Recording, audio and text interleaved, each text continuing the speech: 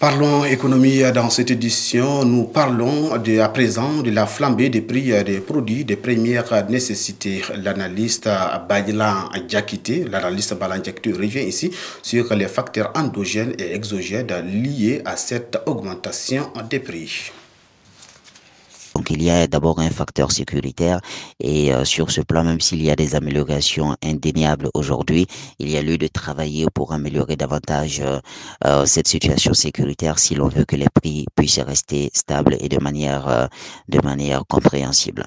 Dans un deuxième temps, vous avez effectivement un deuxième facteur endogène qui peut expliquer l'augmentation des prix, c'est l'inefficacité du contrôle des prix sur le marché par le gouvernement et à ce titre, nous avons tout le temps à la télé, tout comme à la radio, des campagnes de sensibilisation qui sont faites pour amener les citoyens à ne pas acheter un certain nombre de prix, un certain nombre de produits dépassant un certain prix. Mais force est de constater que sur le terrain, les choses n'évoluent pas. Les prix sont fixés de manière anarchique et désordonnée et certains vendeurs fixent les prix qui leur sied sans aucun problème. Donc cela nous amène effectivement à nous interroger sur l'efficacité même du contrôle des prix par le gouvernement et en amont, ça nous amène à nous interroger aussi sur l'efficience des politiques de subvention de ces produits-là par le gouvernement.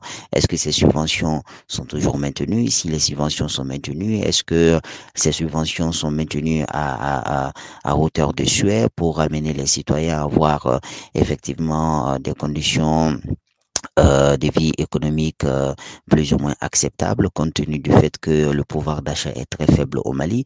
Donc ce sont là un certain nombre d'interrogations qui s'imposent et qui concernent effectivement la politique de subvention et la politique de contrôle des prix sur le marché par le gouvernement malien. Donc je pense que ces deux facteurs-là sont des facteurs endogènes indéniables, c'est-à-dire l'insécurité et l'efficacité et l'efficience dans la politique de subvention et de contrôle des prix par le gouvernement sur le marché. À côté de ces facteurs endogènes-là, on peut citer également des facteurs exogènes comme par exemple la crise de Covid-19 qui a ébranlé le monde entier et à cause de cette crise, un certain nombre de produits ont connu une augmentation quant à leur prix et aujourd'hui vous avez également une autre crise internationale qui est la guerre en Ukraine. Comme vous le savez, l'Ukraine est un grand producteur de produits alimentaires et de céréales, donc ce qui fait que nous consommons beaucoup de pain chez nous ici et de façon générale, les pays africains sont des pays qui dépendent des importations extérieures.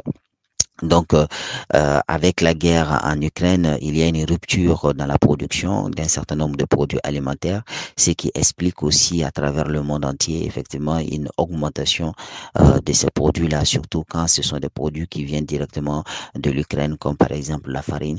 Vous le savez, juste la semaine passée, le pain a connu une augmentation au Mali.